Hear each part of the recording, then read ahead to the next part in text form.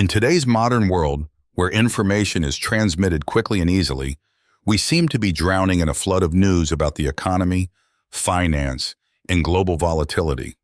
Every day, we hear about financial crises, rising national debt, and instability in international markets. But amid all this information, there's a big question that few dare to ask. Are all these issues merely the result of financial missteps, or are they signs of something far more terrifying? We are standing on the brink of a period where instability might only be the beginning of a larger plan, a plan designed to lead humanity into a dark and perilous era. Unprecedented public debt, the financial monster, growing stronger. Let's start with a number that few could ever imagine. $35 trillion. This is the U.S. national debt as of July 2024. This figure is not just shocking, it's a sign of increasing instability in the world's largest economy. However, to fully grasp the gravity of this situation, we need to look back at recent history and the events that have led to this staggering amount of debt. Over the past 2 decades, the United States has faced a series of significant and challenging events, from the wars in the Middle East, like Afghanistan and Iraq, to the global financial crisis of 2008. These wars have cost trillions of dollars, significantly increasing the national debt. The 2008 financial crisis was equally disastrous, forcing the government to spend trillions of dollars bailing out banks and large corporations to prevent the collapse of the global financial system. Most recently, the COVID-19 pandemic has crippled the global economy, forcing the U.S. government to borrow even more to fund massive economic relief packages, preventing the economy from completely collapsing. However, the problem doesn't end with these individual events. Each time the national debt increases, it leaves a substantial financial burden for the future. The government has to borrow more to pay off old debts, creating a debt spiral that seems inescapable. As national debt increases, investor confidence in the government's ability to repay these debts decreases, leading to higher borrowing costs and putting additional pressure on the economy. At the same time, high national debt can also reduce the value of the dollar, affecting the United States' position on the global stage.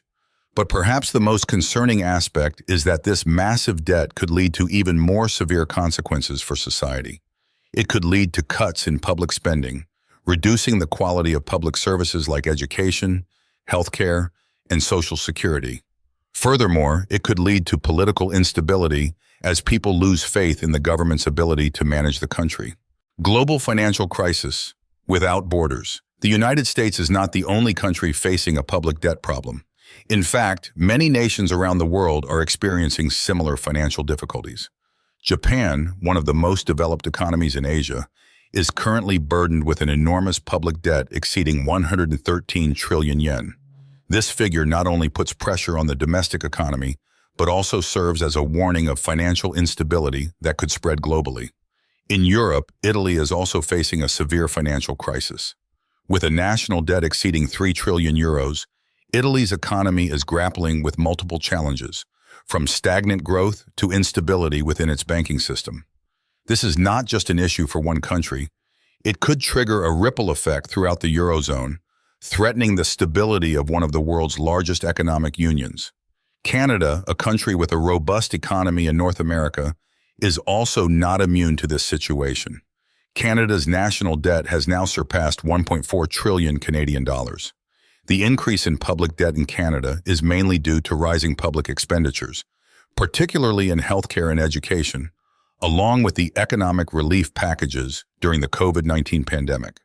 The rise in global public debt is not just an isolated phenomenon, but a sign of a broader trend, indicating that the global financial system is facing severe challenges. When major economies around the world, such as the United States, Japan, Italy, and Canada, are all drowning in debt, this doesn't just affect individual nations. It could trigger a global financial crisis. Imagine if one of these major economies were to default. The consequences would not be confined within national borders, but would spread globally. Financial markets would descend into chaos.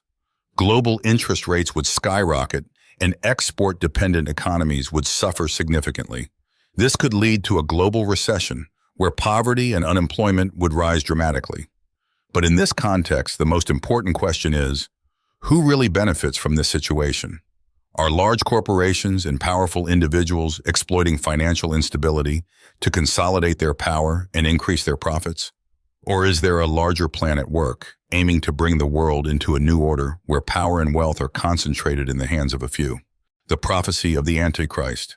Darkness enveloping the world.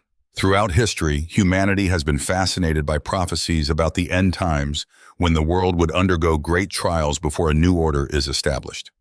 Particularly in Christianity, there are prophecies about the rise of the Antichrist, a figure who will lead the world into a period of darkness and sin. According to these prophecies, the Antichrist will not appear as an evil figure right away. Instead, he will emerge as a talented leader, capable of offering seemingly perfect solutions to the world's problems. In a world plunged into chaos by financial crises, wars, and social instability, the appearance of a strong leader who can bring peace and prosperity will be incredibly appealing to the public. But the danger lies in the fact that the Antichrist will use the public's trust to lead them down a path of sin and deception. He will use cunning strategies to control and manipulate people, leading them into a new system where individual freedom will be tightly controlled. One of the tools the Antichrist will use is the mark of the beast, a sign that everyone will have to receive to participate in economic activities. But accepting this mark also means abandoning loyalty to God and submitting to the control of the Antichrist. These prophecies are not just ancient stories we hear from long ago. They also reflect potential dangers in the modern world. When we look at the current global financial and political situation, it's not hard to see that many elements of these prophecies are becoming a reality. The rise in public debt, political and social instability, and the development of advanced technologies all point to the possibility of a global control system led by the Antichrist.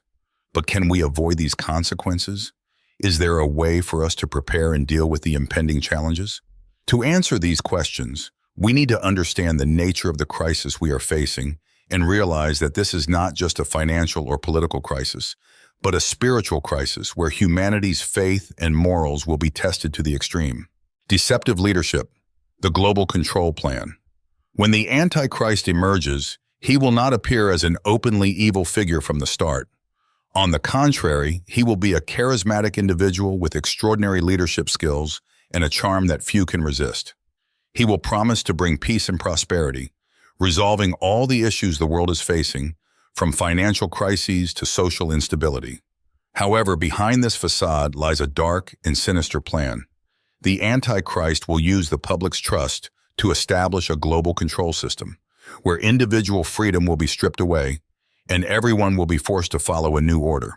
This system will include advanced technologies, from artificial intelligence to global surveillance networks, designed to monitor and control every aspect of human life. One of the key tools the Antichrist will use is the mark of the beast. This is a sign that everyone will have to receive to participate in economic activities. Accepting this mark not only means submitting to the control of the Antichrist, but also abandoning loyalty to God. This is a difficult decision that every person will have to face in the end times. But why would people accept this mark? The answer lies in the fact that the Antichrist will use deception and manipulation to make this mark seem desirable and irresistible. He will make people believe that this mark is essential for survival in the new world, where all economic and social activities are tightly controlled. He will exploit people's fear and desperation, making them believe that there is no other choice. But what the Antichrist does not reveal is the consequence of accepting this mark. Once marked, people will be fully controlled by his system. They will lose their individual freedom, and every decision they make will be dictated by the global system the Antichrist establishes. This could include monitoring every action, from daily purchases to large financial transactions, and even controlling people's thoughts and beliefs. Spiritual vigilance, our strongest weapon. In this time of great difficulty and chaos, Christians are called to maintain their faith and remain vigilant to the signs of the end times. The important thing is to realize that this battle is not just about economics or politics, but is a spiritual battle between good and evil, between God and Satan. To avoid being drawn into the Antichrist's promises, we need to strengthen our relationship with God through prayer, reading the Bible, and living by the moral principles that God has taught us. Faith will be our strongest weapon in this battle, helping us recognize and resist the Antichrist schemes. One of the most important things we must do is to keep our faith in God, as this faith will help us stand firm in the face of all challenges. Remember, the Antichrist will use deception and cunning to lead us astray, but if we maintain our faith, we will not be deceived. We also need to unite and share knowledge with those around us. By doing this, we can help each other recognize the truth and avoid being deceived by the Antichrist's sophisticated tricks. The unity of the faithful community will be a tremendous strength, helping us withstand the trials ahead. But spiritual vigilance does not stop at maintaining faith and unity. It also includes preparing our spirits for the challenges to come. This might involve deepening our relationship with God through daily prayer, studying the Bible and prophecies more closely, and participating in community activities to strengthen faith and solidarity among believers. We also need to learn how to identify the signs of the end times so we can warn others and prepare ourselves. This includes not only monitoring global events, but also recognizing changes in society and shifts in personal relationships.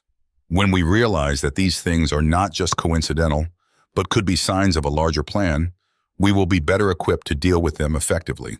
Urgency and hope, the light at the end of the tunnel. Even though the current situation may make us feel powerless and fearful, we must remember that this is only part of a larger plan.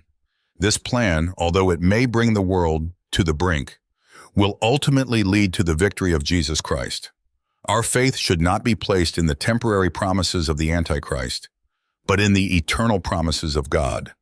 God has promised that He will return and bring about a new era where justice and peace will reign.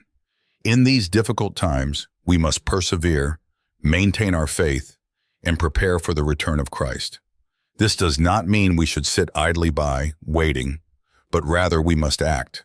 Act to protect our faith, prepare for what's to come, and ensure that we do not get swept away by the Antichrist's empty promises. An important thing we must do is to be ready for any situation.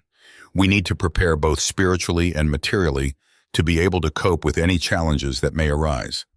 Make sure that your family has enough resources to survive during difficult times. This might include stockpiling food, water, and other essentials. We also need to learn about self-sufficiency methods, such as gardening and raising livestock, so we don't rely entirely on the current supply system. Finally, we must always remember that no matter how dire the situation may become, hope is never lost. Christ has promised that He will return and bring about a new era where justice and peace will reign. The important thing is to keep our faith strong and be ready to face all challenges, believing that God is always with us and will guide us through these difficult times. This video is not just a warning, but a call to action. We are living in challenging times, but they are also filled with opportunities to strengthen our faith and prepare for what lies ahead. Remember, hope is always there, and we are not alone on this journey. Keep your faith strong and be ready for the return of Jesus Christ. Amen.